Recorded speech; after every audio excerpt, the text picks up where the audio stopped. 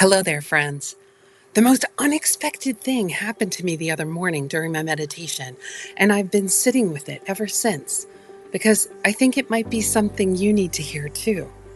So I do this thing every morning. I sit down, I get quiet, and I ask God a question.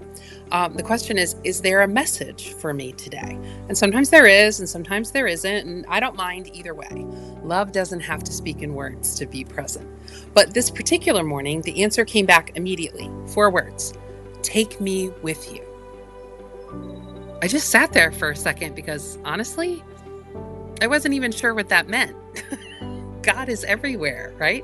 How do you take something with you that's already everywhere? But the more I sat with it, the more I understood what was actually happening. I had forgotten. Not forgotten that God exists. I hadn't lost my faith. I hadn't stopped praying. I hadn't wandered away from anything I believed. I had just gotten so caught up in living my life that I stopped consciously sharing it with God.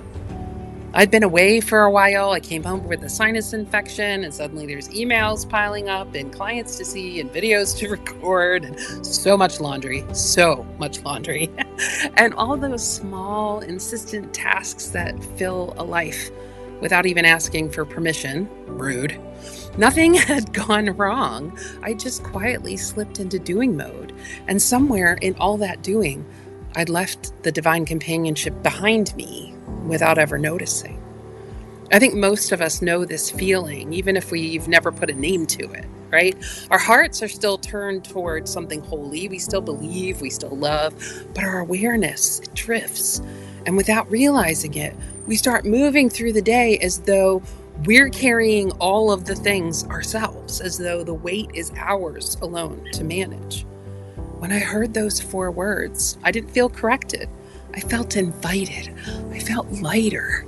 No shame, no disappointment coming from the other side, just a clear, quiet reminder from something that knows me and loves me anyway.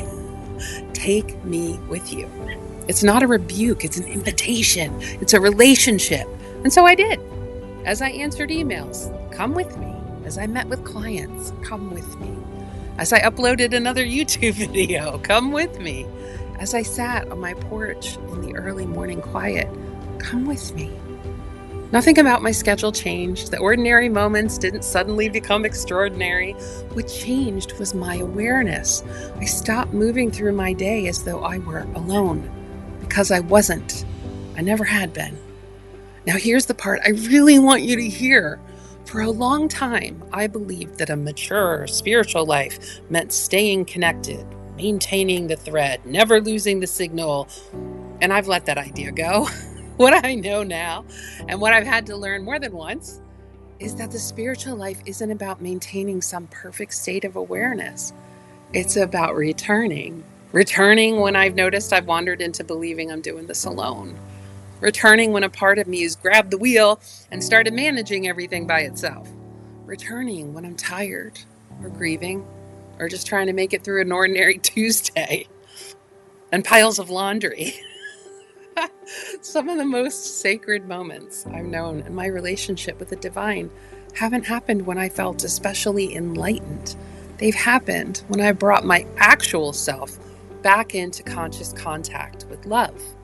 Not my spiritual self, my actual self. The invitation has never been, come back when you have your stuff together. The invitation has always been, take me with you, wherever you happen to be right now. So wherever this day finds you, maybe you don't need better prayers, maybe you don't need more discipline, maybe you don't need to become more spiritual. Maybe you just need to remember and then take the divine with you.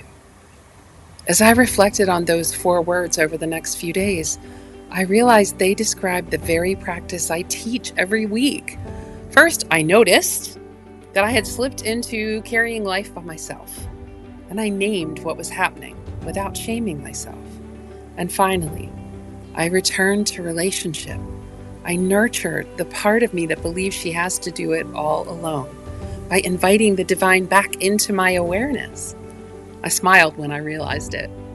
Without intending to, I had lived, notice, name, nurture.